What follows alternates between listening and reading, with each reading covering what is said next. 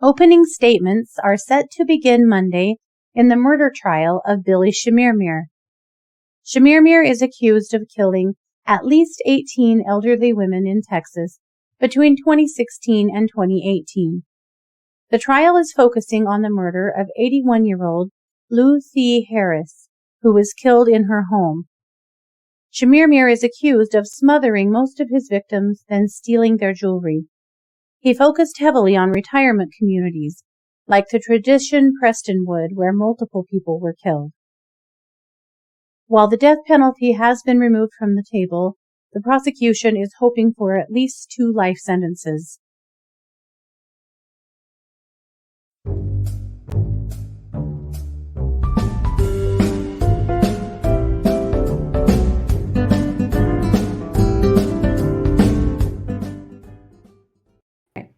Hey everybody, and welcome to True Crime Paranormal with the Psychic Sisters. This is Katie Weaver. I'm here with my co-anchor, sister, and partner in crime, Christy Brower. Hello.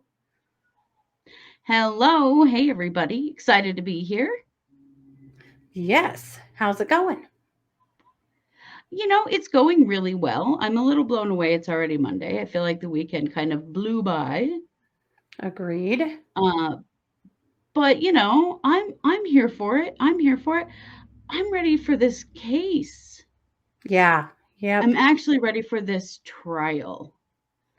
Right. So today we're going to talk about the murder trial for Billy Chemirmir. Now, you guys might remember we covered him over the summer, but the trial is starting tomorrow. Jury selection has already happened tomorrow, or not today. Sorry, this is our Monday case. We're recording Sunday night. But, we're getting all screwed up already. So today, Monday, opening statements are set to begin. And there's some interest that there's some chaos that's already happened around that, but the jury's already been selected. The judge is making orders, things are rolling. And this is quite the situation that's going on here with Billy Chemirmir. So we're going to recap for you what he is accused of doing, and then we'll talk a little bit about the trial. And then we'll be back all week long to bring some updates. We are not going to live stream his whole trial because honestly, it's just too much. But we will stream some of it. We'll definitely stream what we can of the sentencing, and things like that. And there's just bound to be some trouble going on here, and we'll be here for it. But at any rate, for sure. We'll definitely be doing some updates. Yeah. So the first bit of chaos that happened is that on Friday, Billy Chemirmir's attorney was arrested for soliciting a prostitute. As you do.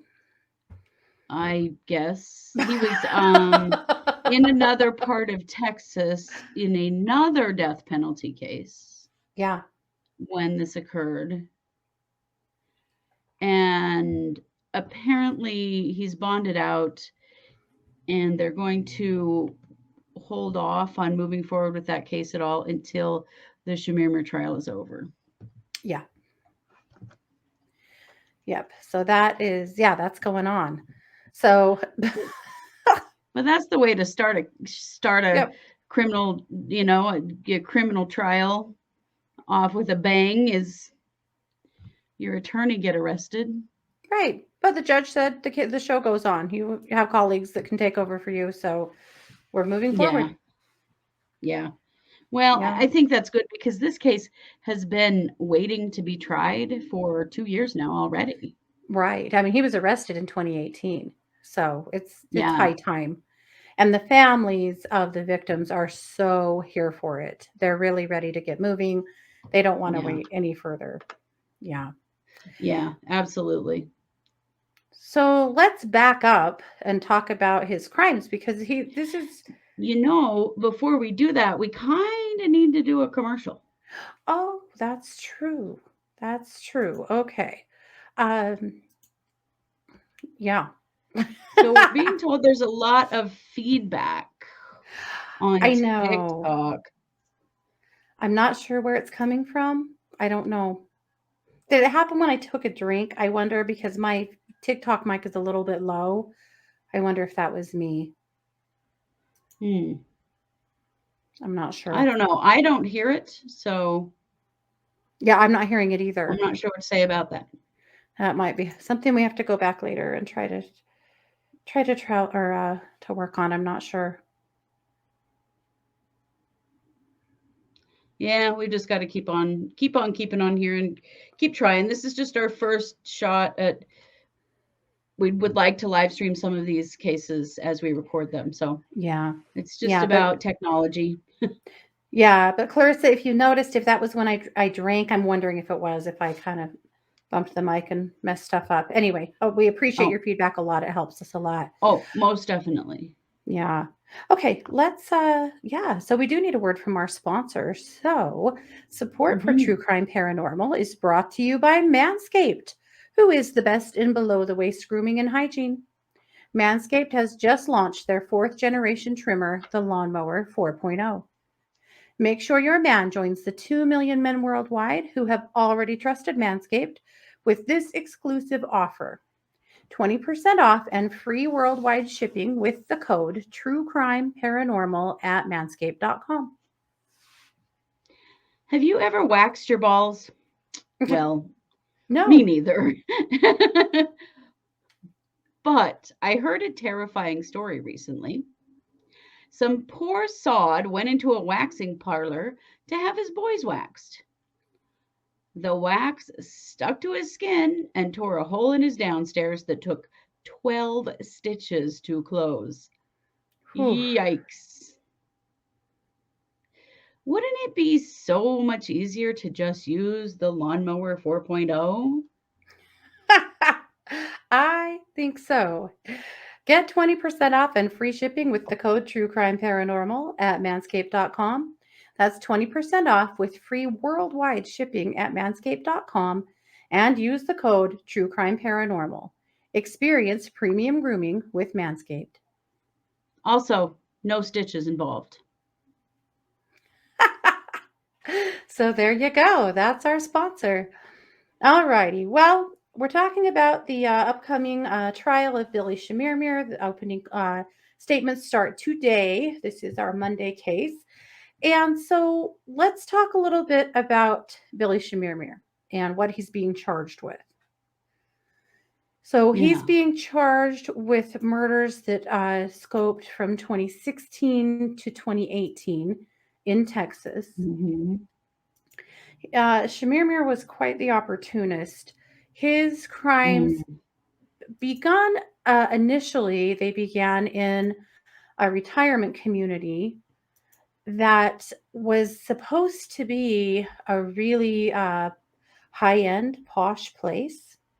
So, essentially, he was going into these places and preying on rich, elderly women.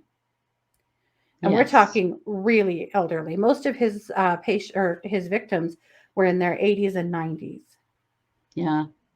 Well, easy to kill old women like that and make it look like it was like it was just natural causes. And he got away with that for quite a while. Creep. Yeah. It wasn't just him that got away with it, though. It's really troubling to me. The Tradition Prestonwood retirement community. Yeah. Where a lot of this was going on. And it's really bothersome to me because multiple victims were killed in 2016 in the Tradition Prestonwood, and most of them were on the 4th floor. And the story was the same every time.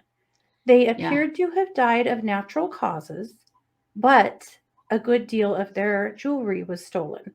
We're talking about $8,000, $10,000, $12,000 worth of jewelry or more. Yeah, significant jewelry and jewelry worth significant amounts of money. And they were not, the Tradition Prestwood staff were not forthcoming with authorities about the fact that this was happening at the facility, that there was more than one case. So every time it happened, There was a police report. The police were Yeah. coming. They were taking a look. The coroner was looking at these bodies and saying, well, I mean, she was 90 years old. Old age, was typically, or something along those lines was assigned to the death certificates. And where was the jewelry? Well, good question.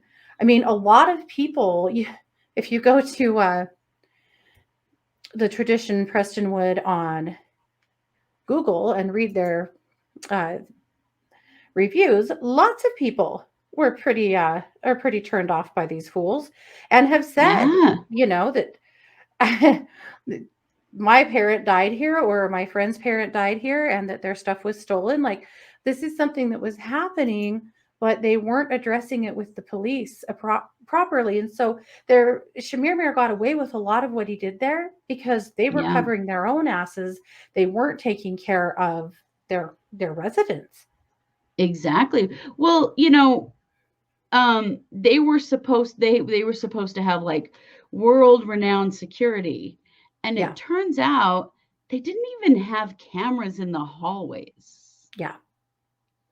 Yeah. Which is so weird. Mm-hmm.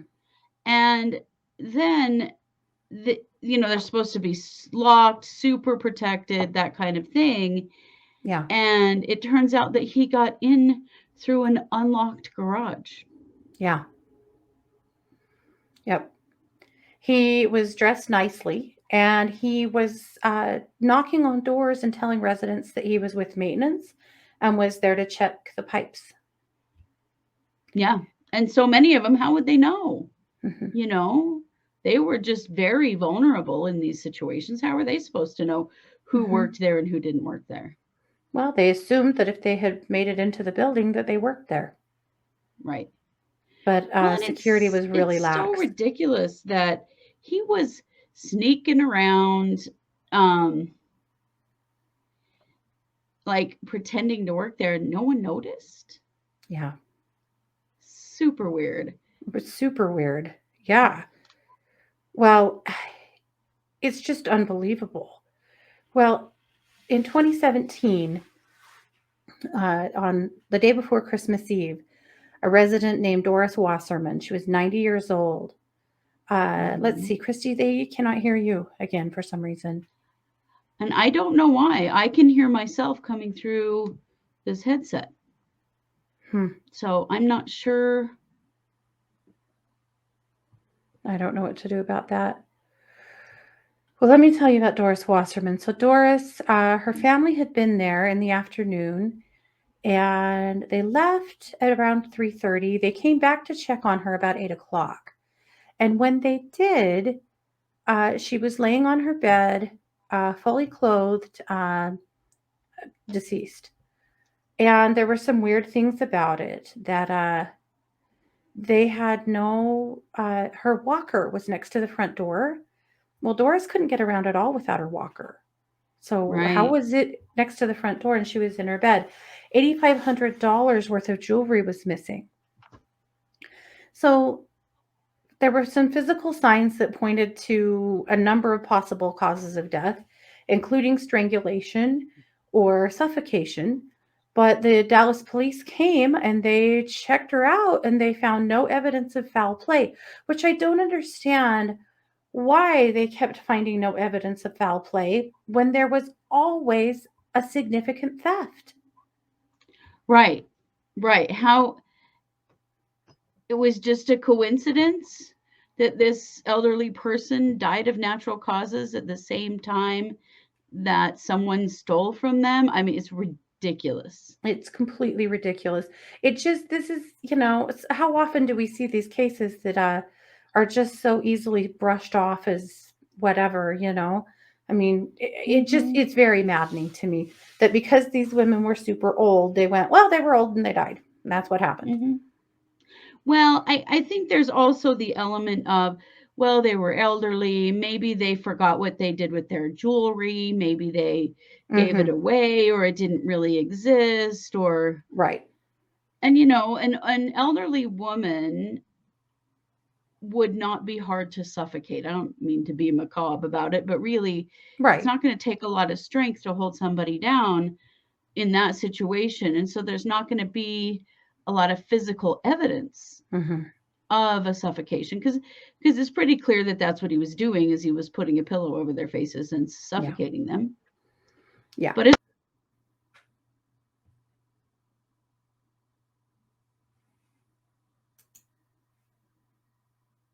okay. Yeah. Just were, it's possible that then the police were just, not really believing the theft part and looking at this as a natural causes.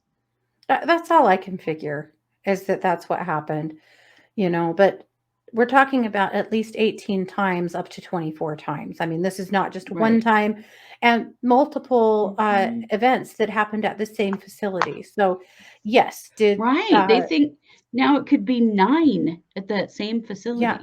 So we're some serious balls dropped. Yeah, come on, man. Yeah. But so frustrating. But in her case, so that was in 2017. And in 2019, the police reached back out to them and said that Google tracking data had put Chemirmir in the area of her apartment from 3:05 to 4:31 p.m. that day. And they changed the cause of death on her birth certificate. And this is something else that's kind of interesting about her death certificate. Ooh, yeah. Not even. Well, yeah. And that's something that's kind of interesting about this case is that because of the way this case has been handled, because they had to go back after they finally caught Chemirmir and look at so many suspicious or unattended deaths in the area of the elderly, that they started changing people's death certificates without letting their next of kin know. And so because of that, now there's a bill that is coming through Congress in Texas to make it law that if any portion of the death certificate is altered from its original status, that the next of kin has to be alerted. I mean, can you imagine losing one of your parents and then years down the road discovering that their death certificate was changed to homicide and you didn't even know that? No. What in the actual hell is going on in Texas? I would then myself be homicidal. Right? They reviewed the deaths of 750 elderly women. Yeah. Can you imagine? Yeah. I mean, it's a huge undertaking. Yeah. Yep. Yeah. So as we know, he was breaking into these facilities and pretending to be some kind of a worker. And that's how he was getting, into apartments. So we know this. Mm-hmm.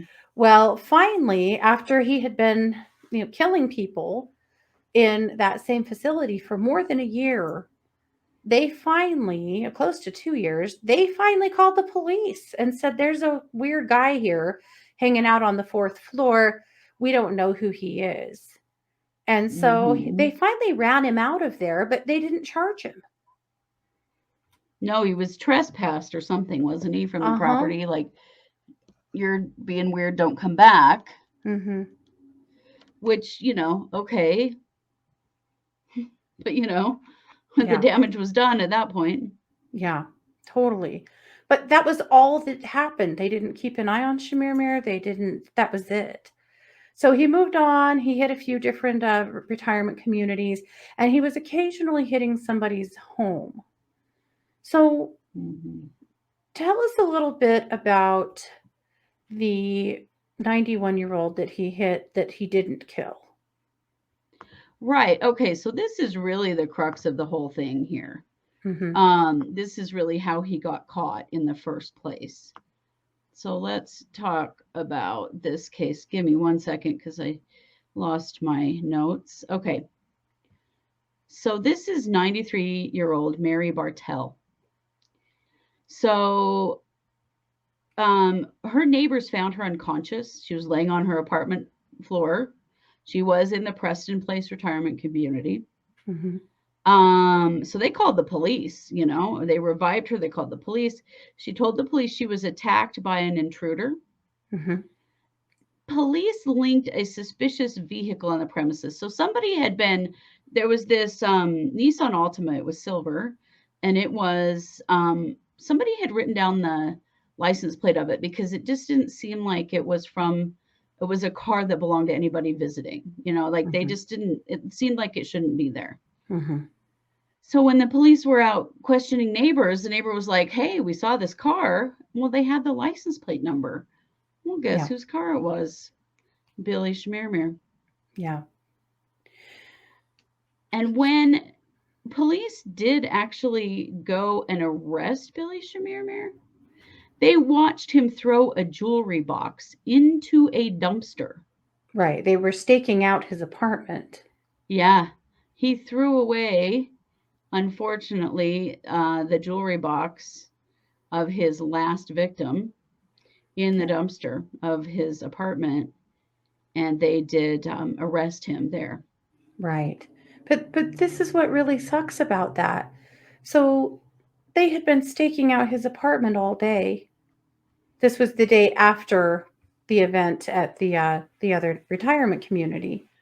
Yeah. Well, while they were staking out his apartment, he was out killing somebody. Yeah. It's just astonishing.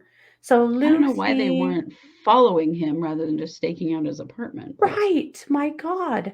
So 81-year-old Lu Thi Harris, and that's who the bulk of this trial is going to focus on. Right. He picked up on her at Walmart. And the prosecution has video from Walmart of him stalking her in Walmart that they will be introducing into evidence. And so he stalked her at Walmart and followed her to her house and suffocated her and stole her jewelry and came home. And that's when the police finally grabbed him. Now, our heroine of the story, that was suffocated by him but didn't die, has died now. However, I mean, she was 91. However, they did put her through a series of depositions. 93.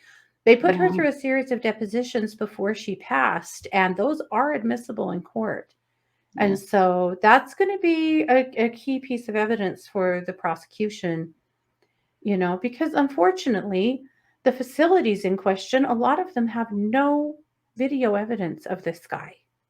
No, astonishingly. Because they were supposed to have all this fantastic security that they didn't freaking have. They were just rooking people out of their money. It's awful. Yeah, it's terrible. That just makes me. I mean, if it wasn't for brave Mary Bartell, who managed to survive at 93 years old being attacked and suffocated, he'd probably still be killing. Well, apparently, because nobody was valuing the lives of these seniors enough to dig into why so many of them were dying and all of their jewelry was disappearing. Right. It's so incompetent.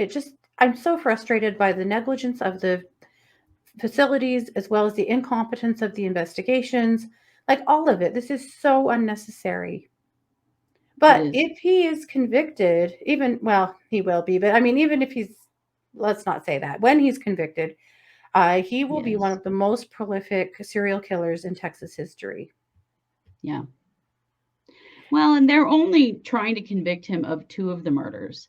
That will give him 2 life sentences. He will never be eligible for parole, and he will never set foot outside a Texas prison.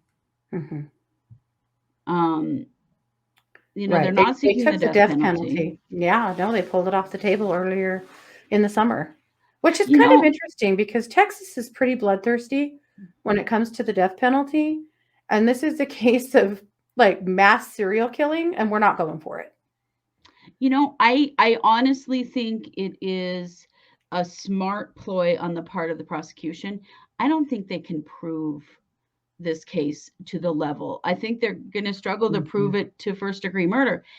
They have a lot of circumstantial evidence, but other than Mary Bartell's testimony, they don't have any. The victims are all dead. They don't have anybody that actually witnessed him doing this. We don't know that they have any physical evidence of him.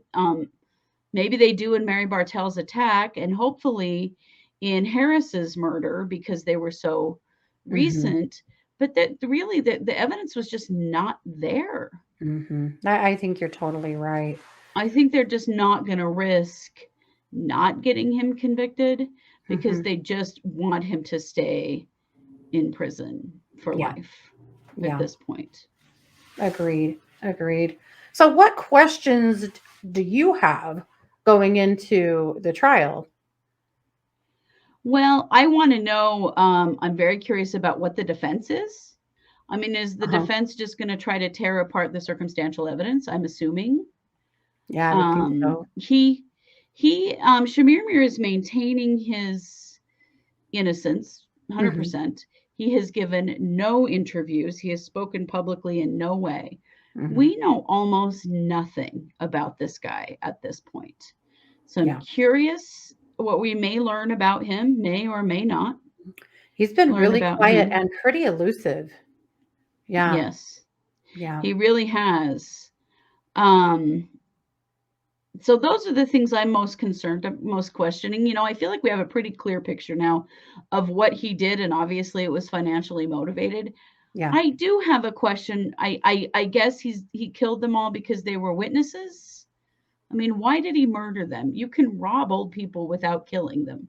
So why did he kill them? Is there another element to this? You know, was he, you know, getting off on murdering these old women? I mean, there's a question there. Right, because not all serial killers steal. In fact, a lot of them don't. Right. They kill. That's their jam, not necessarily theft. But he was But there's a motivation behind their killing. Yeah. Yes. Yeah, and not very many serial killers. There have been a few that were robbing their victims, but yeah, it's kind of an interesting combo just from a looking at the profile of this person point of view. Yeah, it is. It is. That's interesting. I have a question about where was all the jewelry going? Yes, I do wonder that too. Where was it sold? Yeah, where was it sold? Was it a trophy that he was holding on to? I'm assuming not. I'm guessing he was living on it. You know, he didn't appear to have a job otherwise, you know, not that this was a job. That's an awful thing to say. But, you know, it seems like he was stealing to live on, you know, as well. But it does, yes, especially because at one point he jewelry off of him.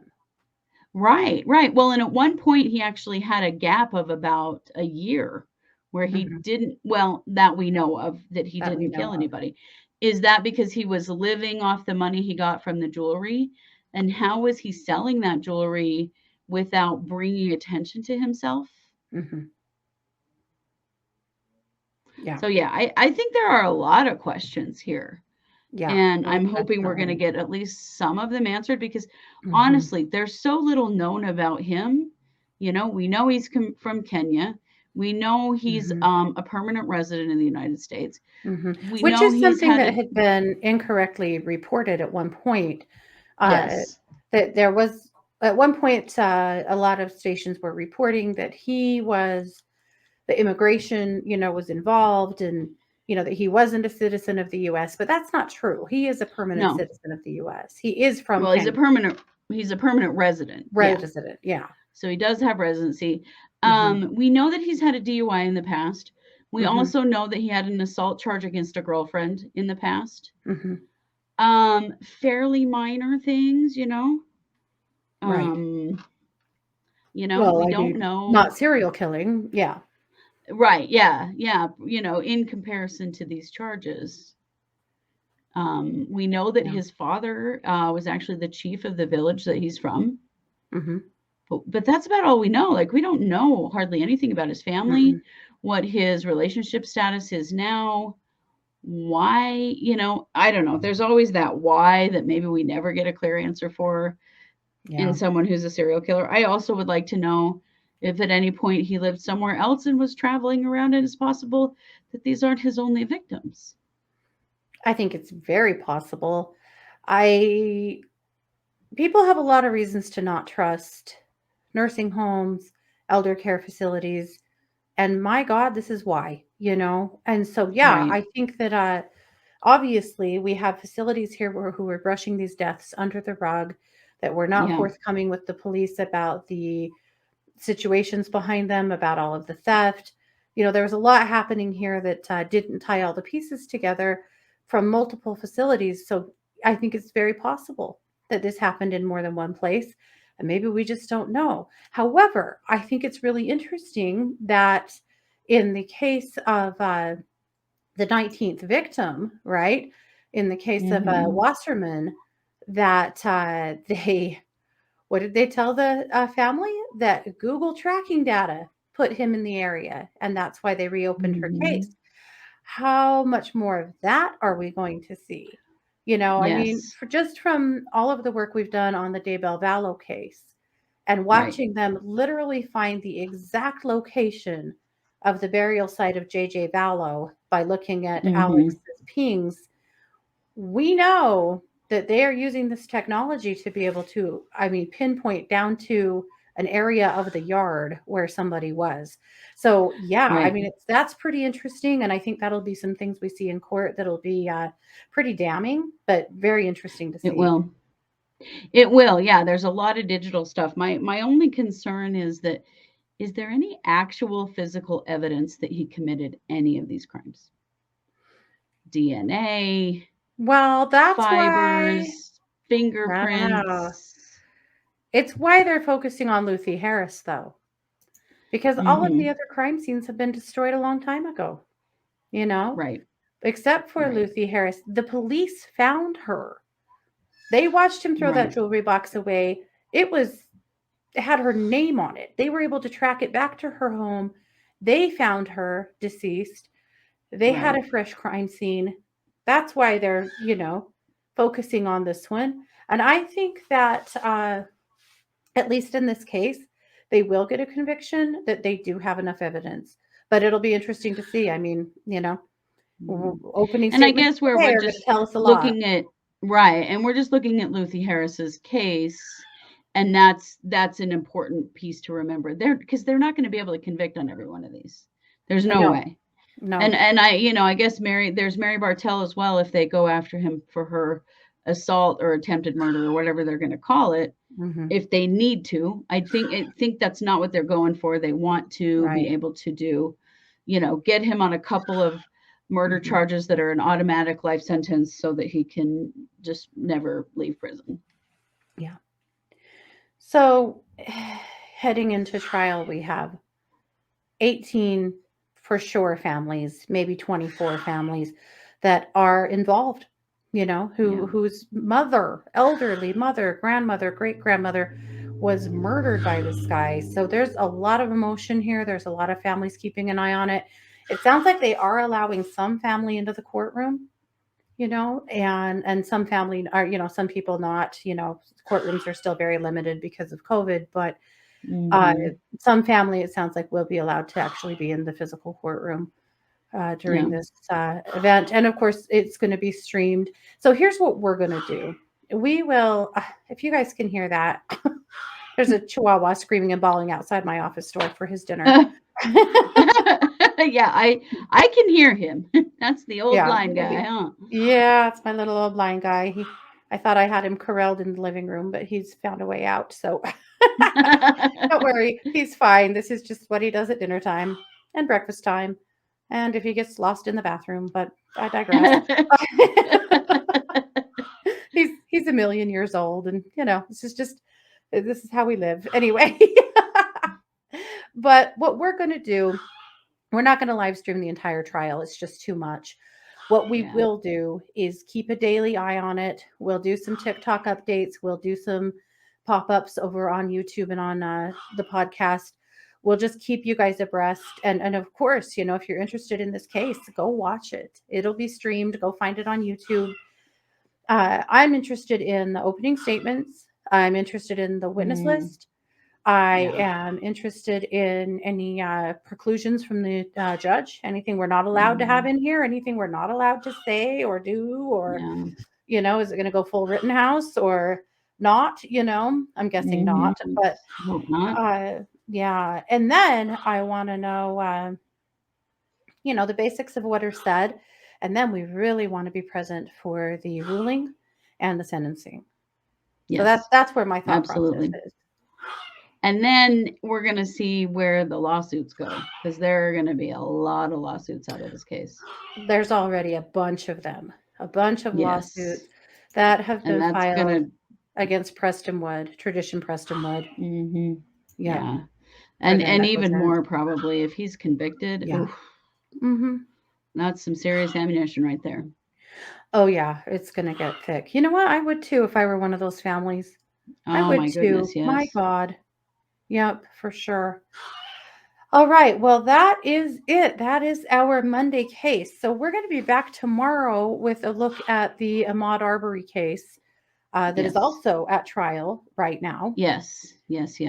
And then we'll be back Wednesday with another new case. We'll be back Wednesday night at 7 p.m. Mountain Time for case updates, where we update all of the cases that we are tracking. And there's all kinds of stuff afoot, so we'll be there for that. And then, of course, we will be back on Thursday night for the Psychic Hour at 7 p.m. Mountain Time, and some pop-ups this weekend. So a big week ahead. Thanks you guys so much for being here with us. Of course, like, share, subscribe, you know the ropes, all the stuff. And if you want more content from us that's exclusive, go find us on Patreon. It is a few extra bucks a month, and you'll get a little extra content from us that doesn't usually go out to the public. We have a story coming out this week on Patreon that we really couldn't put anywhere else, because it's really for really true crime, diehard true crimers that can handle the worst stuff. Yeah, it's super disturbing content. Yeah. So, if that's how deep you are into true crime, come follow us on Patreon. We'll give you some of the hard-hitting stuff that we don't dare do anywhere else, because, we don't let our accounts getting banned. No, we don't. No, we do not. Yeah. All righty, guys. Thanks so much for being here. This has been yet another production of True Crime Paranormal with the Psychic Sisters. Take care. Thanks, everybody.